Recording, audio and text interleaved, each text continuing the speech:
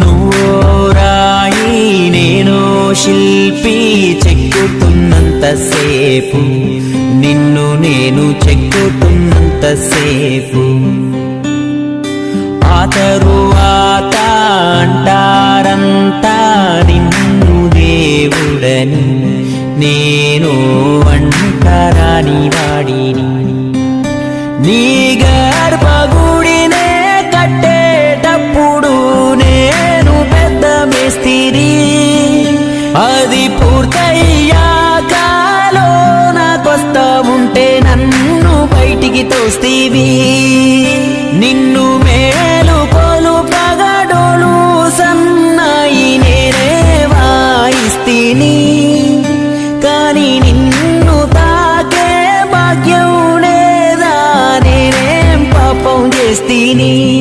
నువ్వు నడిచేప్పుడు నీ పాదాలు కందకుండా చేశాను నీకు చెప్పులు, నా పాదాలనే నీ గుళ్ళున మోప నీవు ఏంటయ్యా నా తప్పులు. సింగారించా నీకు బంగారు వస్త్రాలెన్నో నేశాయి నా చేతులు, కానీ నిన్ను చూడ రావాలంటే నాకో జత బట్టల్లేవు ఏంటయ్యా మారాతలు.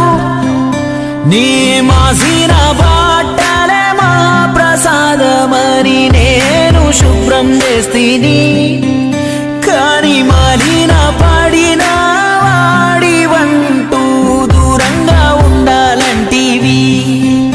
నీ ముందు వెలిగే దీపంతలు నా చెమటతో చేస్తీని, కానీ ఎందుకో మా మాటి బతుకున ఏ దీపం పెట్టవైతివి. నోరేలేని మూగ జీవాలను గాయమాని గోసివో గొంగడిస్తీవి. ఇప్పుడు వాటికి మాకు ఏ తేడాలే లేవన్నట్టు సులకనగా వెనకబడేస్తీవి. తల్లి పాల వంటి తాటి కళ్ళు గీసే నా గోసలు చూడవైతివి. 100 అడుగుల చెట్టే ఎక్కే నా కాళ్లకు నిన్నే మోసే భాగ్యాన్ని ఇవ్వవైతివి. నీ పల్లకి చేసిన చేతులకు పాచిక పుల్లైనా ఇవ్వకపోతీవి. ఊళ్ళో అందరికీ నేనే క్షవరాలు చేస్తే నా బతుకే క్షవరం చేస్తీవి. మా పుట్టుక బట్టి చేసే పని